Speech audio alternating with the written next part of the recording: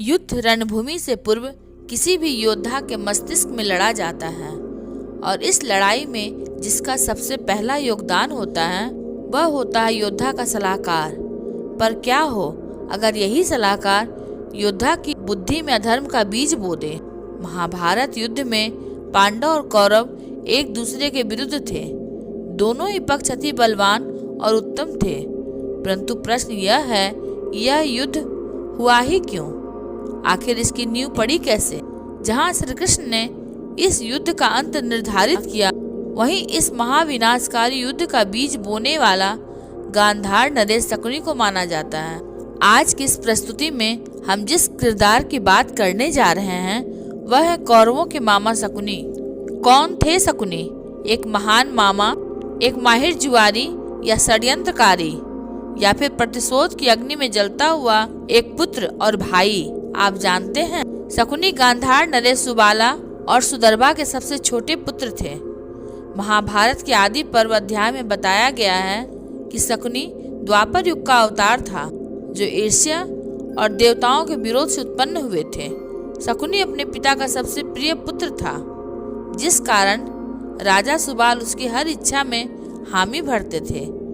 एक बार जब भीष्म पितामह को यह पता चला कि गांधारी को महादेव से 100 पुत्रों का वरदान प्राप्त हुआ है, तब भीष्म धृतराष्ट्र और गांधारी के विवाह का प्रस्ताव लेकर गांधार पहुंचे, जिसे सुनकर राजा सुबाल तो क्षण भर के लिए शीतल पड़ गए, परंतु शकुनी भीतर ही भीतर तिलमिलाने लगा। पिताश्री, माना कि उनका कुल बहुत ऊंचा है और उनका साम्राज्य भी बड़ा है और शक्तिशाली है, किंतु आप यह भी तो देखिए, धृतराष्ट्र नेत्रहीन है। जिसने संसार को ही नहीं देखा वह संसार का हिस्सा कैसे बन सकता है? शकुनी की इस बात को सुनकर भीष्म अत्यंत क्रोधित हो गए और बोले, राजा सुबाल, तुम्हारा पुत्र यह भूल गया है कि वह किसके बारे में यह सब कह रहा है? मैं अभी तुम्हारे छोटे से राज्य पर आक्रमण कर इस पूरे राज्य को अपने अधीन कर सकता हूँ। सुबाल भीष्म की शक्ति को अच्छी तरह जानते थे, इसलिए वह इस विवाह के लिए मान गए। अपने पिता की आज्ञा के अनुसार कुछ ही महीनों में शकुनी अपनी बहन गांधारी को लेकर हस्तिनापुर पहुंचे और वहां गांधारी और धृतराष्ट्र का एक भव्य विवाह हुआ था। अपने पति को समर्पित गांधारी ने जीवन भर के लिए अपनी आंखों पर पट्टी बांधकर खुद को अपने पति के समान अंधकार में झोंक दिया। अपनी अत्यंत सुंदर और किसी ज्योति के प्रकार तेजोमयी बहन को यूं अंधा बनते देख शकुनी के भीतर कुरुवंश के लिए नफरत का बीज उत्पन्न हो गया। पर शकुनी के जीवन में भी तूफान आना बाकी था। महाभारत के आदि पर्व के अनुसार गांधारी की कुंडली में 2 विवाह का दोष था, जिसके चलते राजा सुबाल ने गांधारी का पहला विवाह एक बकरे से कराकर उसकी बलि दे दी। एक प्रकार से वह विधवा हो गई।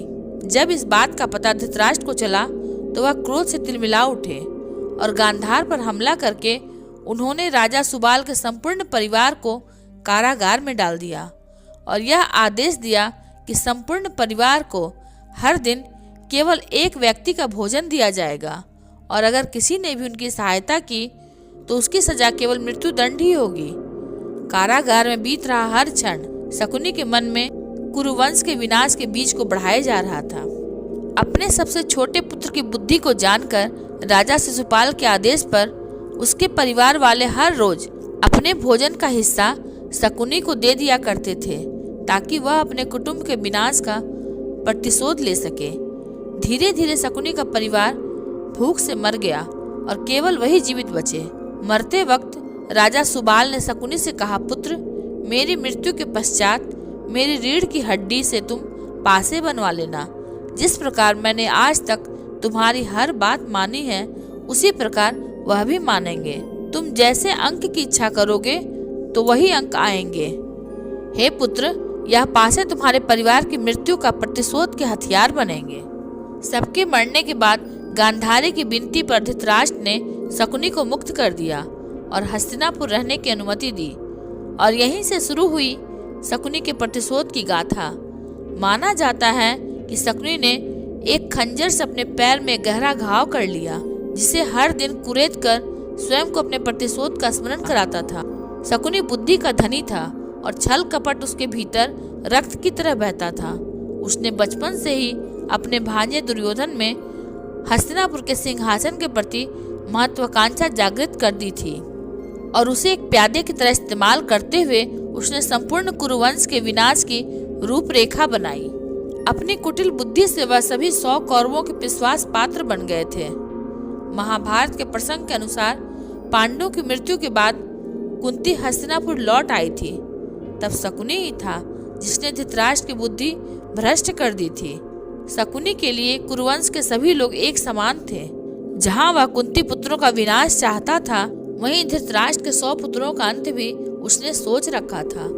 उसके मन में था, जिस प्रकार धृतराष्ट्र और भीष्म मेरे सभी भाइयों और माता पिता को मारा था, उससे ज्यादा निर्दयता से कुरुवंश का विनाश होगा। शकुनी ने दुर्योधन और सभी भाइयों के मस्तिष्क में पांडवों के प्रति विद्वेष भर दिया। जैसे कि लाक्षागृह कांड की युक्ति उसी की बुद्धि से जन्मी थी। जब सभी पांडवों ने अपने हिस्से की मांग की तो शकुनी द्वारा समझाने पर धृतराष्ट्र ने बंजर पड़े जमीन के टुकड़े को उन्हें दे दिया।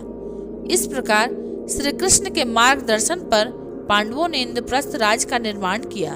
शकुनी की हर चाल विफल हो रही थी, जिस पर दुर्योधन का क्रोध और भी बढ़ता जा रहा था। दुर्योधन कहता है, मामा श्री पांडवों को कितना भी अपने रास्ते से हटाऊं, पर वो किसी न किसी तरह से वापस लौट आते हैं। शकुनी ने कहा, मेरे प्रिय भांजे, तुम इतनी चिंता क्यों करते हो? अपने दुश्मन की उन्नति से जलना स्वाभाविक है और जलना चाहिए, परंतु जलन की ज्वाला से उठते धुएं को भी मत भूलो। उस धुएं को इतना बढ़ने दो कि वह तुम्हारे दुश्मन के जीवन के सूर्य को ही ढक ले। फिर करो अपना सबसे शक्तिशाली प्रहार। तभी इंद्रप्रस्थ नगरी की भव्यता की चर्चाएं दूर दूर तक होने लगी। युधिष्ठिर द्वारा किए गए राजसूय यज्ञ के अवसर पर दुर्योधन को भी उस भव्य नगरी में जाने का अवसर मिला। वह महल की भव्यता देख रहा था कि एक स्थान पर उसने पानी के तल वाले सजावट को ठोस भूमि समझ लिया और पानी में जा गिरा। यह देखकर द्रौपदी हंसने लगी। उसने दुर्योधन को अंधे का पुत्र अंधा कह दिया।